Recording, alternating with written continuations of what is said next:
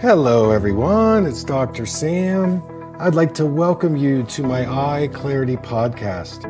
This is a show that offers cutting-edge information on how to improve your vision and overall wellness through holistic methods.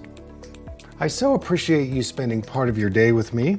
If you have questions, you can send them to hello@drsamberne.com. Now, to the latest EyeClarity episode.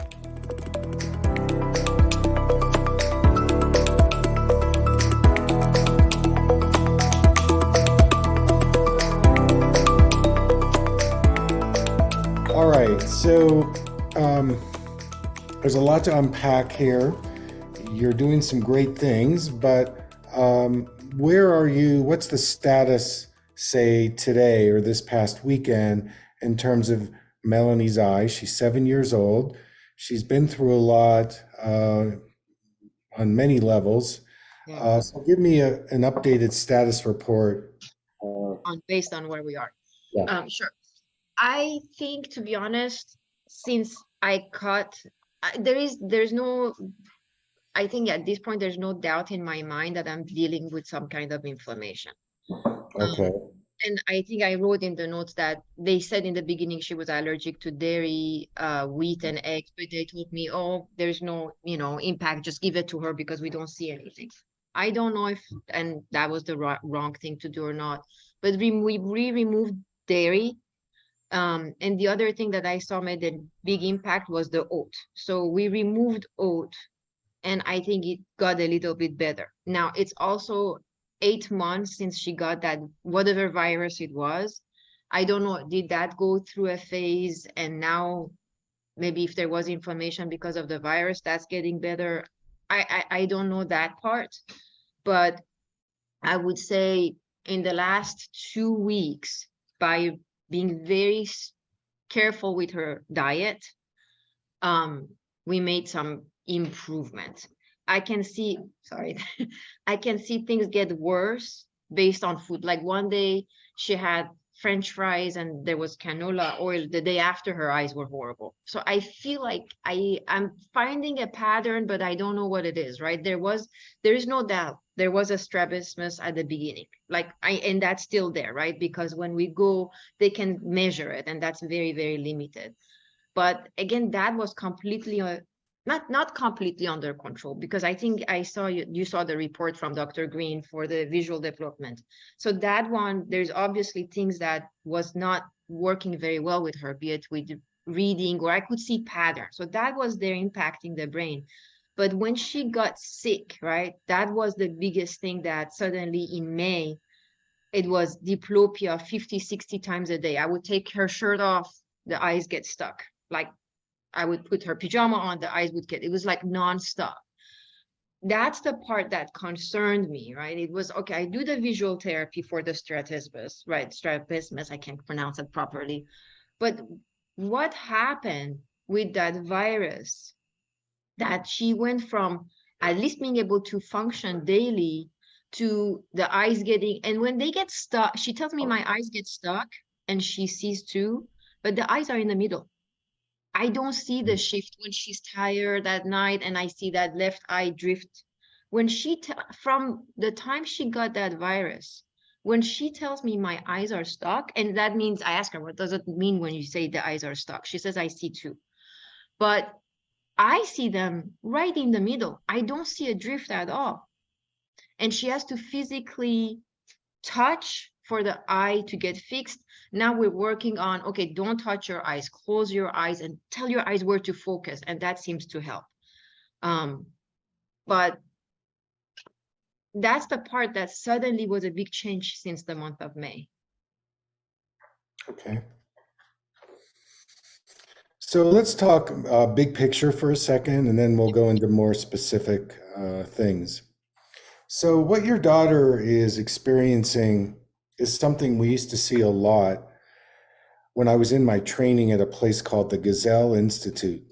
And the Gesell Institute was a very well-respected research center affiliated with the Yale Study Center in New Haven, Connecticut. And it was started in the late 1940s by a developmental physician, Arnold Gesell, and a psychologist, Francis Ilge. And it was a place where there was research done on the experience that children went through in their sensory motor development, and a big emphasis was on vision and vision development. And I attended that institution in the mid 1980s. It was a year-long program. And one of my teachers, his name was Dr. John Streff. He's no longer alive. And we used to shadow him when he would evaluate kids, and kids like Melanie. And he developed a type of syndrome he called it the Streff syndrome. And what it was is that children's eyes would get stuck in a certain position. And it could be diplopia, it could be having difficulty reading the eye chart. And there was no regular glasses prescription that would fix the problem. And what it was a shutdown and a very extreme stress response in what we call the sympathetic nervous system. So our nervous system has got two expressions. One is the active state called the sympathetic nervous system. That's our active state. We're actively doing things. Our adrenals are working. Our endocrine system is on. And it's a normal active state. And then the second aspect is called the parasympathetic nervous system, and that's our relaxation state, important for digestion, for sleep, for rejuvenation. And so in this Streff syndrome, or another term that he used was called the non-malingering syndrome. Like the kids weren't. Streff. Yep, John Streff. You can look him up. And non-malingering syndrome, which would be the same thing, meaning these kids would come in for the evaluation, and the regular eye doctor said, "Well, there was nothing wrong. You know, they see okay. There's no prescription needed. They're faking it. You know, they're lazy, something like that." But at Gesell, we realized that these kids were under incredible stress, and one of Dr. Streff's amazing discoveries was that he would prescribe a pair of learning glasses. What are learning glasses, learning lenses? They are a very tiny, low-powered magnification lens. You can't get it in a drugstore, like when a 40-year-old needs reading glasses, that's a very strong magnification. This is not that. This is like, I don't know if you're familiar in homeopathy, but we talk about potencies in the smaller the potency of the homeopathic, the stronger the effect it has on the person, because like treats like. It's like stimulating a part of a person's own immunity or nervous system reaction or whatever. So this low plus lens, what we observed over and over again is we'd give it to the child, and within a few days, the stuckness would go away, and the peripheral vision would open up, and the visual acuity at distance would go back to normal. And so then they would just wear these lenses under, visually intensive activities like reading and writing, and it was before computers, but he discovered that this low plus lens was helpful for these kids where their eyes were straight, but they saw double, where they couldn't focus, their eyes would stick in place, because the way the lens worked is when you put it on, it immediately stimulated the parasympathetic nervous system of the body. So the eyes are an entryway which tell us what is the state of our nervous system. Like light sensitivity means that our sympathetic nervous system is overworking. And the reason we know this is because when you're sympathetically in overdrive, your pupils tend to dilate more, even in bright light, and they're not able to reflexively constrict. Like what happens if you and I go out into the sun, the pupils get smaller, and so we're able to regulate our response. But when somebody is in overwhelm about their sympathetic nervous system, they're going to be light sensitive and their visual field is going to start to go like this. And of course, the eye muscles, you're not going to connect to them. So when you wear this lens, what's happening optically is the light is coming into the eyes and it's spreading the light into areas of the eyeball and the retina that the child is not able to access because they're in a fight, flight, freeze response. They're stuck in their fight, flight, freeze, sympathetic. They just can't get out of it. It's kind of partly trauma, it's partly stress, and they can't regulate themselves. It's almost like they get stuck. And what happens, the sad thing that I see in the practitioners, and I don't mean to be critical, is that each specialty is looking at it through the lens of the specialty that they were trained in, and they're not seeing the whole person. And this is very disappointing even in the vision therapy doctors, and not all of them are like this, but it becomes even that's an eyeball situation, an eye muscle situation. Well, first of all, it's the brain that's directing the eye muscles, and it's the brain that's the traffic director in teaching a child how to use their eyes in relationship to their brain and body.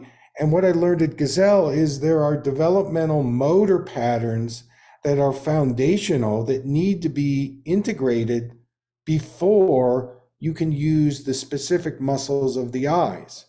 And one of the treatment modalities that is important in all kids is something called the primitive survival reflexes. These are movement patterns that every infant goes through in their quest to understand how to use their body in space. And it's related to their vestibular, their ears, it's related to their eyes, it's related to their oral motor, their speech, and eventually their cognitive skills. But it starts where these movement patterns occur in utero. And then at birth, more of these primitive survival reflexes emerge. And the purpose of these reflexes is to help a newborn adjust to being out of the birth canal.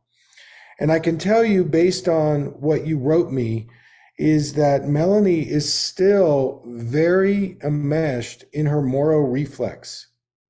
That's part of the issue here, where she has not integrated the Moro reflex. So the Moro is our startle reflex. It's our ability to adjust to new experiences, so on and so forth. So in our protocol, number one, I think these learning lenses would be valuable to you, and I can send you a prescription and you can go locally anywhere to any optician and get them. And I'll explain to you when to wear that, when she wears them, and so on. The second thing I want to show you is the Moro reflex and how she can work with integrating that, because she's stuck in a fight, flight, freeze response. Number three, I think that color therapy on her eyes would be beneficial, that will relax her eyes. You know, there's a group of eye doctors called Syntonic, Syntonic optometrists. Have you heard of them? I was reading about them, and right now we give her blue glasses and green glasses. Okay, so we'll talk a little more deeply about the color therapy. And you know, I used to teach the color work through them and so on, brought it to Denmark and Mexico. I'm not part of that group anymore, but because I've developed my own methods. But I do think that the color therapy, because it's nonverbal, could also be helpful to her. The next thing I would take a look at, and I am a therapist in this, so I know about it, is cranial work, craniosacral. I have an appointment with tell me if this is the same. I have an appointment. We haven't done it with the Path? of Osteopath? yes, for Osteopath. teaching the Oh, muscles. Is that the right good. thing? Yes. So as long as the osteopath is, we're doing craniosacral, to me, if she was my patient, I would be doing a lot of cranial work to help her move out of that fight, flight, freeze response. See, part of what's going on for her, and we'll talk about the virus and some of the other allergies and so on, because those are contributing as well, is that we need to give her some relief and space in being able to regulate herself so that she's not getting stuck in the fight, flight, freeze situation. And unfortunately, the doctors that you are going to are only looking at the symptom in the eyeball. So, you're not going to get this macro picture of, when we're working with a child, we're working with the whole child, not just the eyeball. And the strabismus is only a symptom of this confusion of, mom, I'm scared. I don't know what's going on. And the craniosacral, again, is another very effective tool that can penetrate the defenses that a child might, adapt to, and it will bring a calm and a sense of spaciousness so that there can be more understanding of what it takes to regulate so that you can move out of that. I'm not as concerned about the strabismus, and I think that is going to take care of itself. There are some supportive things that one can do, but there's a bigger thing going on here in the nervous system. And now let's move to the virus and the allergies and so on. So in your history, one of the things that jumped out at me is the allergy to dairy. I saw that immediately, which you picked up on because of the ear infections. Because of my studies with developmental delays in kids and functional medicine, I learned very early on that when kids get a lot of ear infections or ear issues, if we cut out the dairy, then a lot of times things would get better. And if you start using, multiple antibiotics, it affects the microbiome in the gut. And of course, with the gut is kind of tied into our immune health. The stronger our immune health, the more we can handle different kinds of environmental things and food things. So underneath all this, you've got some kind of either, malabsorption, digestive interference going on there.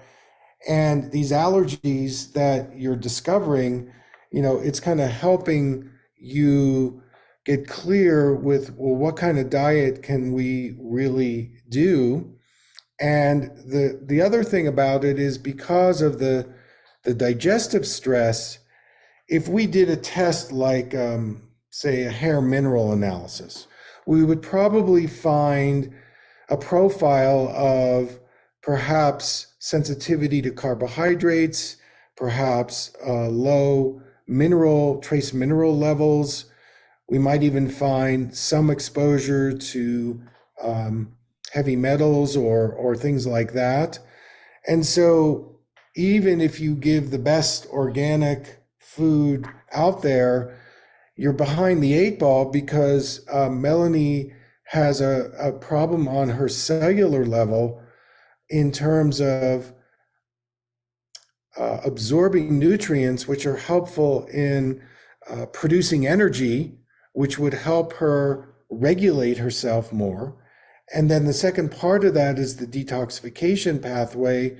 If she is confronted with toxins or inflammation, that her body is able to repair itself and move through it.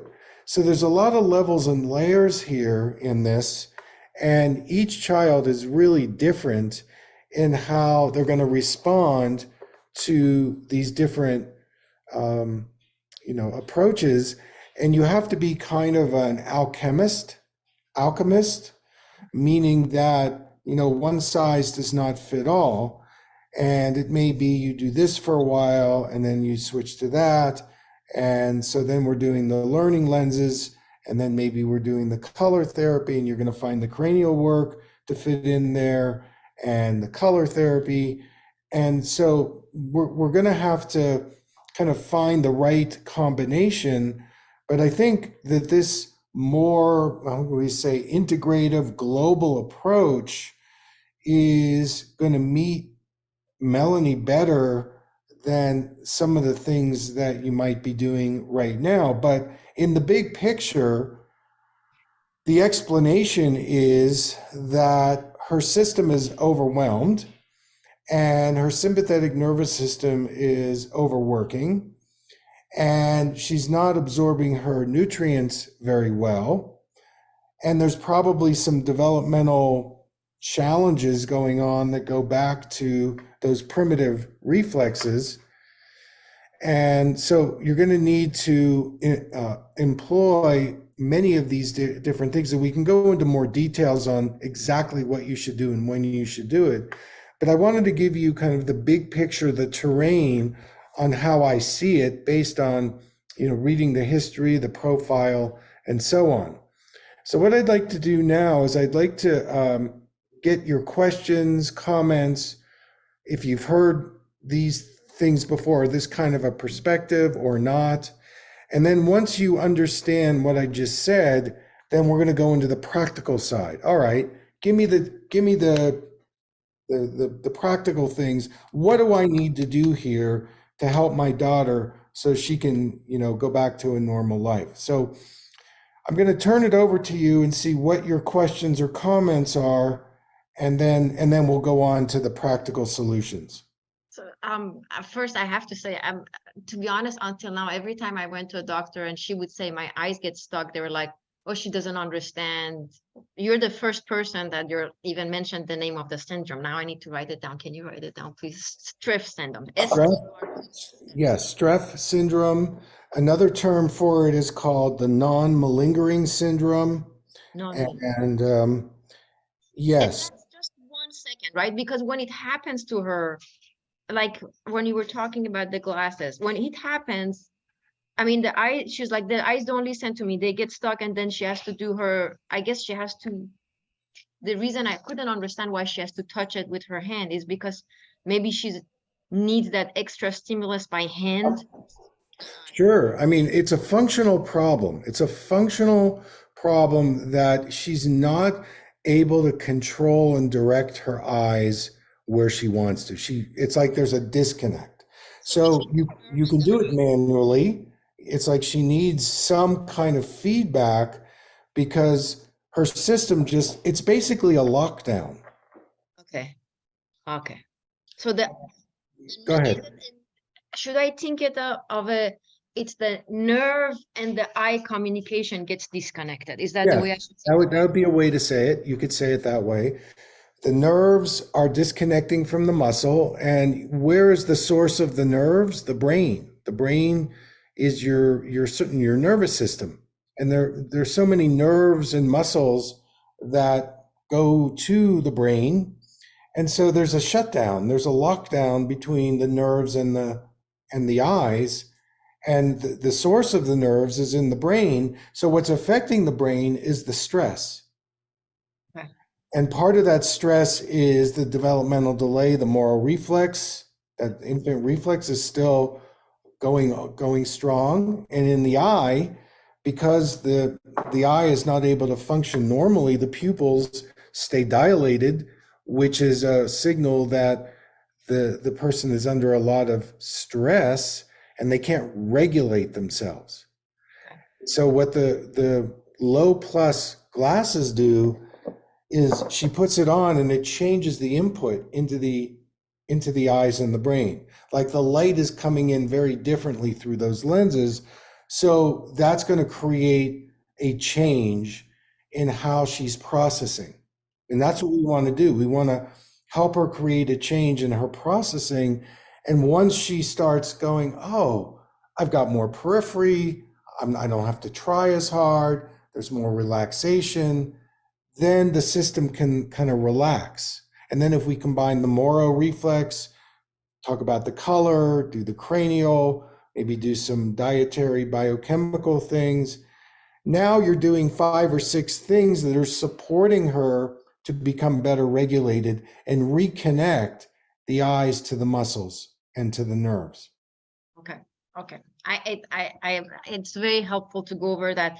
Can you help me understand one part, please? I think the part that I still cannot connect the dot is whatever virus that was, right? What did that trigger? What did that cause an inflammation in her? What did that trigger to create all these things suddenly even more, right? What was that? Like, is the virus still in her? Is the virus in her liver? What am I also dealing with that aspect? Well, we are exposed to so many pathogens in our body daily, hourly, every second. And the point is that in order to build our immunity, our body needs to be able to coexist with pathogens. And when a person is in a vulnerable state with their immune system to begin with, like I don't think the virus was the first thing. I think that she's probably been this way for a while where her immune health is not strong. So then a pathogen comes in, it's going to create something in the body where the body says, okay, I'm going to create a normal inflammatory response. But again, if the immune system is not working well, then the inflammatory response gets stuck or it gets larger and she's not able to move through the next stages. This creates a blockage in the energy and it doesn't allow nutrient absorption. Inflammation creates an acid climate. And so she's not absorbing. She's already under stress from a sensory motor perspective. And then she gets this virus. Well, it's kind of like a domino effect where she was already overwhelmed before the virus came in. And now the virus has put an interference in her cellular health, her ability to produce the energy to ward off the virus. And so everything shuts down. The digestive system, the endocrine system, the nervous system, the fluid system, everything is just kind of like, whoa, I'm overwhelmed. There's nothing I can do. So she doesn't have a lot of resiliency or resources to deal with this pathogen that has come in. Okay. So, the question is, does she still have it? Probably not, but she's dealing with the remnants of it after the fact because her system doesn't have the resiliency to bounce back. She's still dealing with possibly inflammation or oxidative stress or a lot of different things, but it's putting a fatigue in her. So Okay. what we have to address is indirectly, and we'll kind of unpack this a little more. What can we do to boost her digestive health Okay. and her immune health?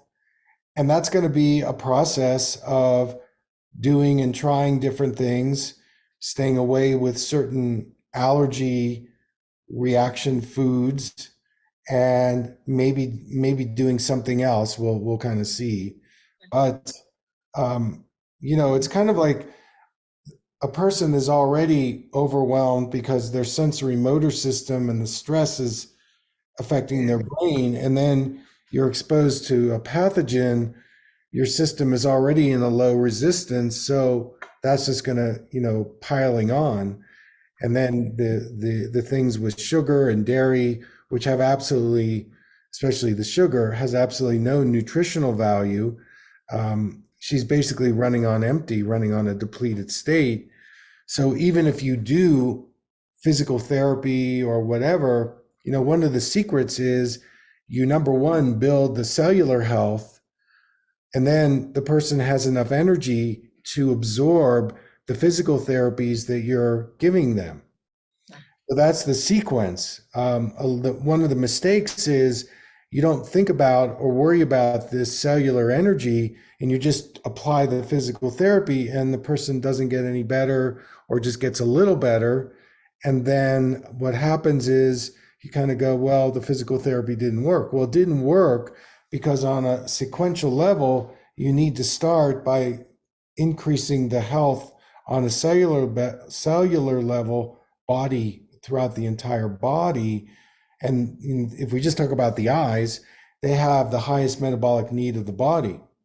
So, you're not going to get anywhere with the physical therapy stuff because she doesn't have the energy that we're asking her to make the changes. So we need to give her the energy.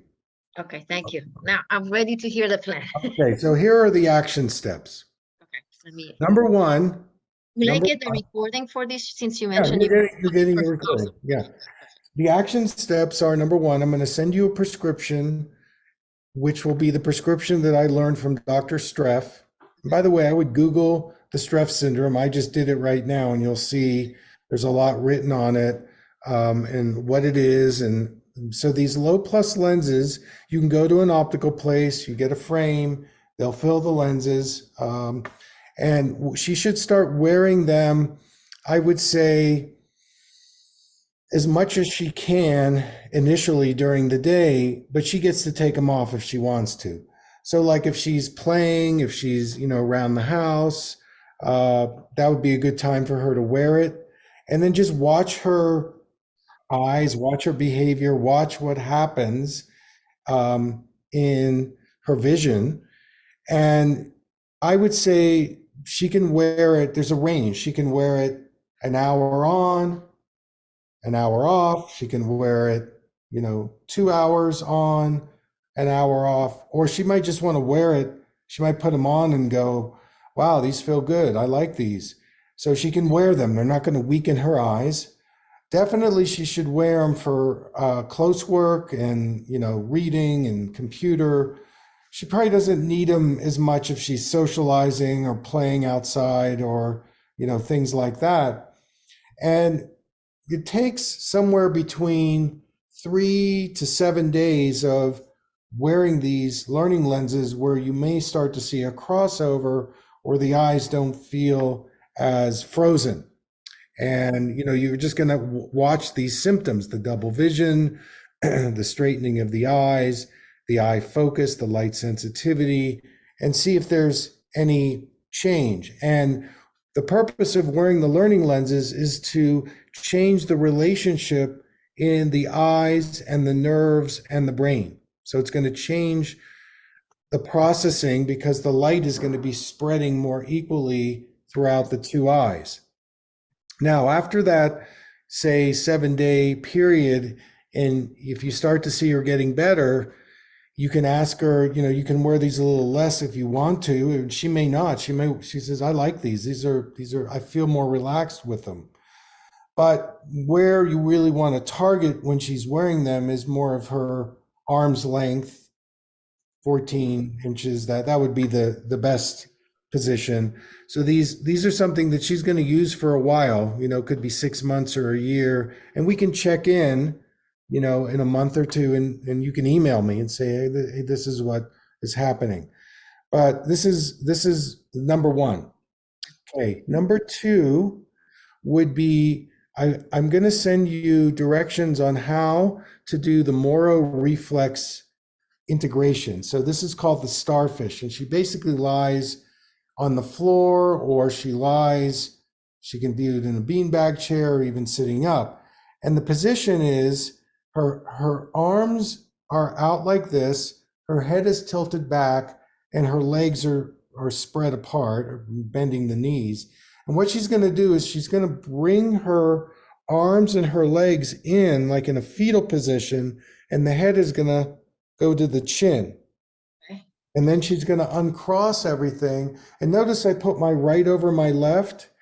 It's the right foot, a right ankle over the left ankle, and the right arm over the left arm. And we're coming into midline.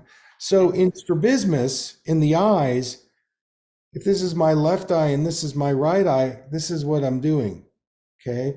So we're going to use the body as a way to help the eyes understand I can be in divergence and then I can come into convergence, my midline. The Moro also helps integrate the vestibular system with the visual system. The Moro also helps relax the fight, flight, freeze response. So the Moro does a lot of things. So we do one cycle where we come in with the right over left, we uncross, and then we do the left over the right, left ankle over the right ankle. And that's one cycle. And then we open it up, and then we do right over left again. Open up, left over right. So we're going to do a total of 5 cycles. So right, left is one cycle.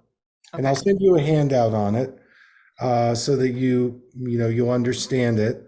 And it would be something that you're going to do every day if you can, as part of her, eye therapy. Yep. And so after 1 month, you can stop. I want you to stop and just let her integrate it. Just kind of take a break, and then maybe we'll talk again if you feel you need more input, and we can go on to some of the other permanent reflexes. But for now, it's going to be the learning lenses, the Moro reflex, and then with the color therapy, those colors are good, the green, the blue. So basically, you can do it in a way where she's wearing them, but she's not doing something. She's just kind of hanging out. Maybe you read to her, maybe she's listening to music. You can use a dim light source. It doesn't need to be bright light. And she can spend anywhere between a minute to 5 minutes looking through each of the colors. And you can also ask her, when you look through the color, how does it feel? Do you like it? Is it relaxing you? And so Usually what doesn't like it. she doesn't like it. She doesn't like the green, or she doesn't like the blue. I think you know what it is. Maybe it's the glasses, but in general, she's very sensory, and so I had to put tape on the glasses to make them softer. But Oh, I like, it's see. not that she sits down and she's relaxing. She Is it, doesn't want to do it. I have to force her to do it. is it the frames that are Yeah, uncomfortable too? Okay, frames are well, very cardboardy. okay. So there's a couple things here. You're going to need to be very, very careful when you choose the frames for the learning lenses. Okay. That it's light, it's a good color. She's got to get on board with it. You don't want to have to force her to do it. So instead of another way that you could do the color therapy would be, I can send you some colored cellophane gels. Okay. Okay. And what you can do is you can put them, the 2 ways to do it. She could wear it over the eyes, but she might be sensory, like, I don't want to have this, but there's no frame. It's basically just a gel that she just puts over. Or the other way you could do it is you could put that light, or you could put that gel on a low dim light bulb and have her just look at it. I think that may be the best, because anything that gets close to her eyes, Yes, the of eyes get course. stuck. That's why Sensitive. when I do the close, they get stuck. Yes, exactly. So I'll send you those gels. I'll mail them to you, um, and then you can use them. I'm going to send you a couple of other colors too. I'm actually going to send you a set of colors, which also are red, orange, yellow, green, blue, violet, and magenta. And I want you to play this game with her where you can actually take a flashlight and you can put it on through the gel so that when she looks at the color, she sees the color. So the light is out here. And play the game where, number one, you go through all the colors. We're going to do red for, and you can get her to track her eyes. So, oh, here it is. I want you to follow it, follow it, follow it. That's a nice way for her to get into some tracking and find out what color is her favorite. Okay. And maybe spend more time with that. You know, it may be intuitively what I'm picking up is that maybe what she needs is more of the red, orange, yellow colors. She might like those better than the green and the purple or the blue. I don't know, but we call it the rainbow method, Okay. where you give them all the colors. You can have her sitting, you can have her standing, you can have her lying down. And so vary the illumination in the room, dim, a little brighter, and also her positioning. Okay. You can also have her do it with each eye, so you can cover. I know you went through patching, and that is a big mistake. It's very traumatic. And if that doesn't work for her, then don't have her do it. But Yeah, I I'd think like that to. scares her, to be honest. That left a mark with the whole Of course it did, yes. But anyway, you want to get her to use the colors and move her eyes. So you're using a flashlight that you're putting through the color and that's moving so that she gets to do it. do I need to go a specific order for the colors? Does it matter? Well, so the order is important and it's not important. So it's important from a standpoint that when you first start it, I would either start with the red and then go orange, yellow, green, blue, violet, or start with the violet and go backwards to the red.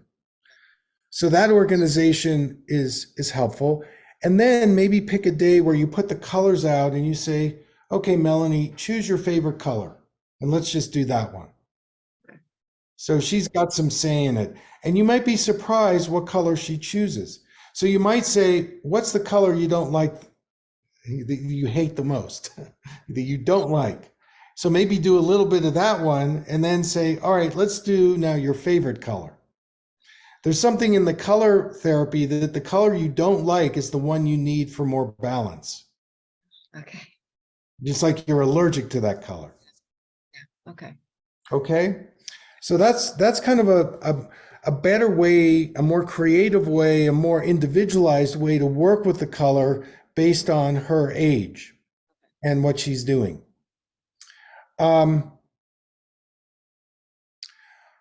Okay. Can I ask you a question regarding, since you're talking about color? Yeah. Yeah. The glasses that they give, one is red and one is green. And they have to do, like, she has to follow she doesn't like it. And quite honestly, I was like, you know what, I'm going to try it myself, so at least I know what it is, why she doesn't like it. I felt dizzy when I was using it. Are those red and green glasses and following, is that a good concept? Or if I mean, I understand she says she's not comfortable. I was feeling dizzy after it. So here's the thing. Here's the thing. She's at stage one. And stage one is we need to stop the bleeding. We need to get her nervous system more relaxed and her vision more relaxed. The red-green glasses are step number 10. So it's not the right time to present it because she's already in a strobe-like situation that goes really back to a very early developmental imbalance. So it's the wrong time to be doing red green because she's not ready to handle it. And so this is the issue in practitioners. They're not tuning into the person, right? If you're tuning into the person, you realize, whoa, this person is really in a fight, flight, freeze response. I'm not going to give them something that's going to trigger more of that, more disorientation. That's the last thing that she needs. So we need to start at stage one, which is gentle and slow. I think the cranial work could help. Maybe doing the color therapy this way. Remember, alchemy is I've got to try different things and use different things in different amounts at different times to create that effect of balance. And, I would be very, very careful about the learning lenses in the frame that she chooses. Okay. That's going to be the name, the key of it.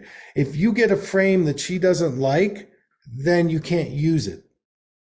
So she's got to be really part of the process of, I like this frame, Mom. I like the color. It's kind of cool. I like the shape. It feels good.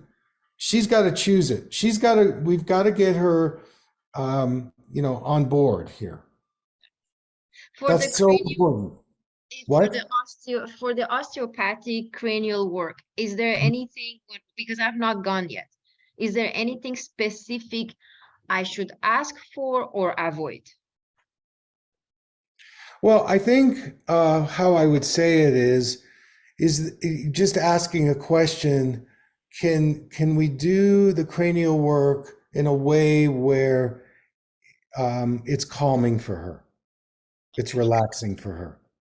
Okay. And to explain to the person, my child is hypersensitive right now, and what we really want to try to do, if we can, is get her to feel some calmness, to introduce something that's relaxation and not get too complicated or overwhelmed. Um, and hopefully, the person that you chose is able to tune in and, you know, offer that. Is there anybody you could, to be honest, it has been really hard. It's finding people like you is really, really hard. What I what can, what area are you in? Where are you? I'm close to DC. I'm in McLean, Virginia. We're like 20 minutes from DC. Okay. Well, how did you choose this person? Was it a referral It was a or referral from the vision therapist, okay. but I don't Well, know anything about her. okay. Um, well, here's the thing. You can try. You can try it. I don't know. There are two websites that you could go to. One is called the Upledger Institute.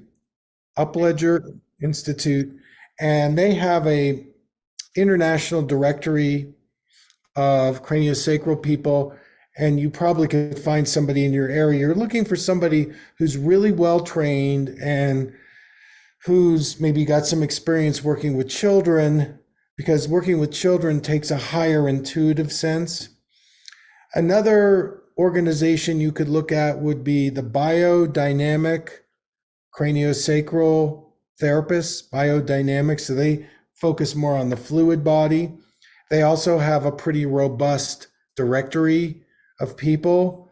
And, I know your area is a little more based in medical, but I'm finding in these more medical areas that there are these other alternative therapists, and they could be in the form of physical therapy, occupational therapy, or massage, or just cranial, or like this person, an osteopath.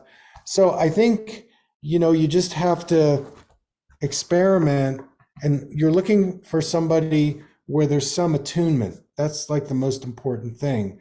Like, let me tune in and I'll start slowly. And, again, we want to create a safe a relationship, like a rapport, because whenever somebody lies on a table and somebody comes over them, it's like, whoa, that's scary. So as a practitioner, I need to be sensitive to the person's you know trauma or whatever, so I need to enter the space very, very carefully. Anyway, so I don't have a specific person. I don't know anybody in that area, but I would look at those two groups if this person doesn't work out.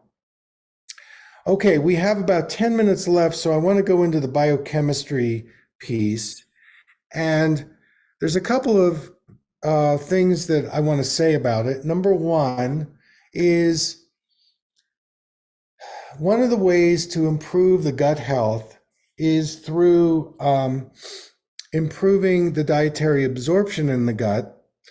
And there's a couple of schools of thought. There's some functional medicine people that say take a probiotics supplement. There are others that say eat fermented foods. And one of my colleagues that lives in Southern Virginia I want you to look up his thing, and the product he has is called Ion, ION, and it's kind of a precursor to probiotics, and it might be a good product for your daughter to take. And of course, whatever you take, you need to start off with just a tiny bit, because if you try to give the full dose, it's going to be too much for her.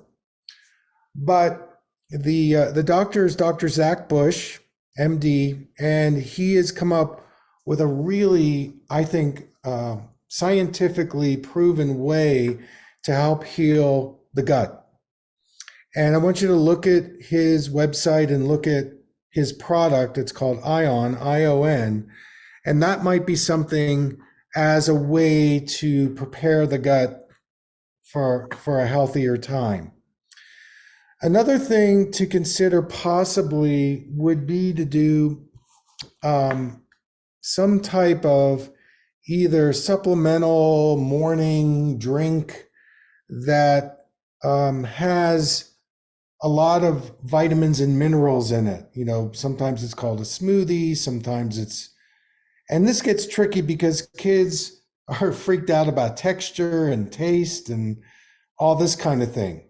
So it may not work, but there might be, say, a product that you guys are using that would immediately give a lot of really good nutrients. And I'll suggest a couple in an email to you, and you can see if she's amenable to it. Again, it might be tricky. It might be something you have to sprinkle on some oatmeal, or again, texture and taste is always tricky with kids, and working with a lot of special needs and developmental delays. One has to be very creative in doing that. But I like that approach because it gets a lot in early in the morning. Generally speaking, omega-3s are recommended, and we don't produce those in the body. So a children's omega-3 supplement, again, I can recommend a couple of companies. That's good for the brain, it's good for inflammation, and you can't really get it from food. So that would be something to consider. And then for the muscles, the eye muscles, there might be some kind of a deficiency in magnesium. Okay. So again, I'll make a recommendation where you're getting some of that in the body.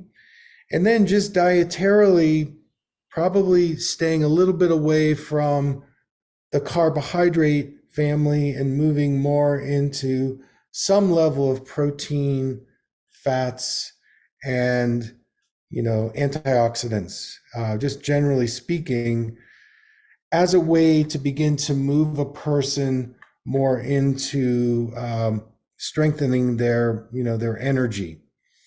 But keeping it very simple and just seeing what are the foods and rotating them, anti-inflammatory, low glycemic index if you're doing more in the sweetening world.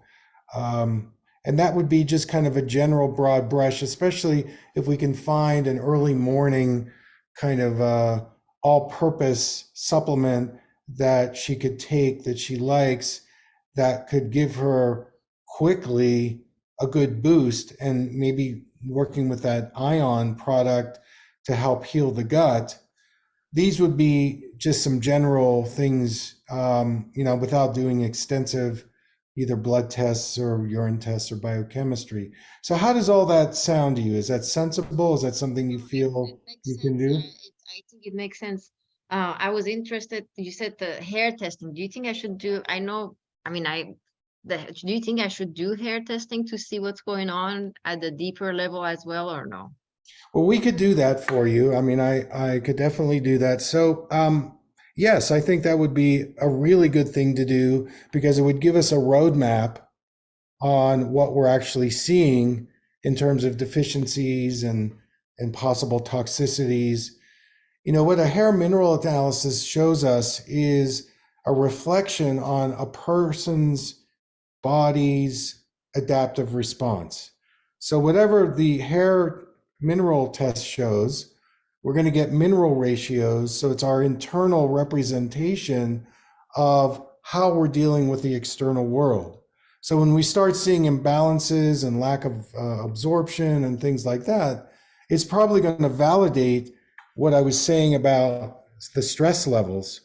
And, probably, the protein and fats are going to be better to do than, say, carbs. And we're probably going to see that in the mineral ratios, that there's a sensitivity in the carbs, but we'll probably see some other things as well. We look at, the potassium level, the phosphorus level, the sodium level, calcium, and again, trace minerals and things like that.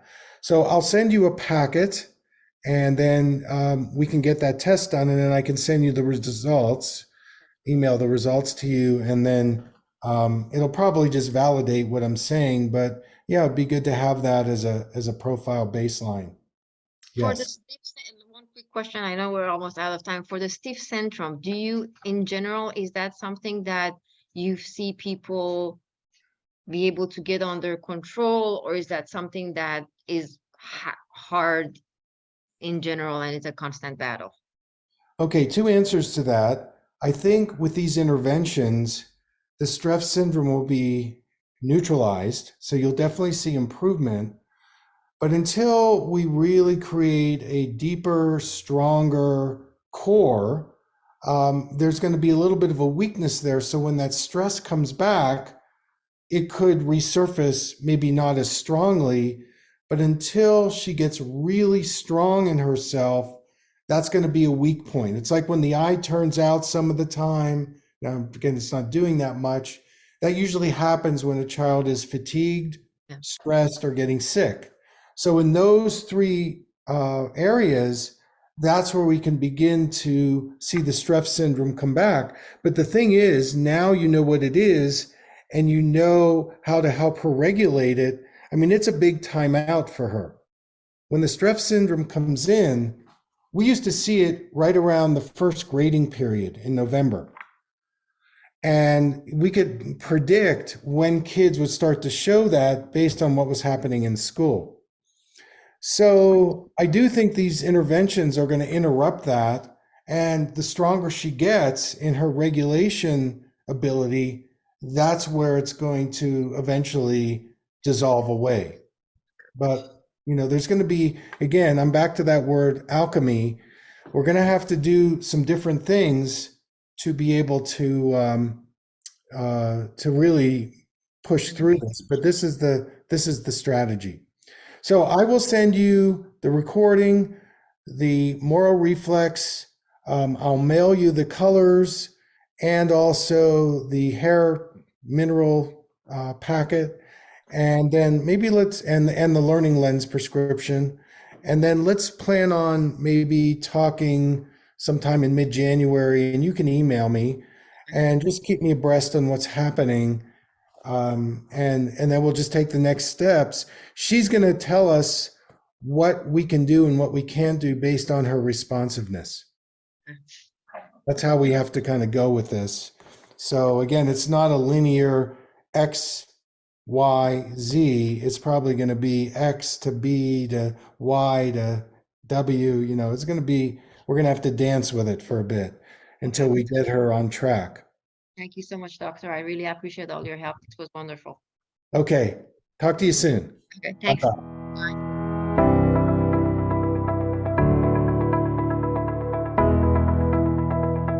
Thank you for listening. I hope you learned something from the EyeClarity podcast show today. If you enjoyed the episode, make sure to subscribe on iTunes or Spotify and leave a review. See you here next time.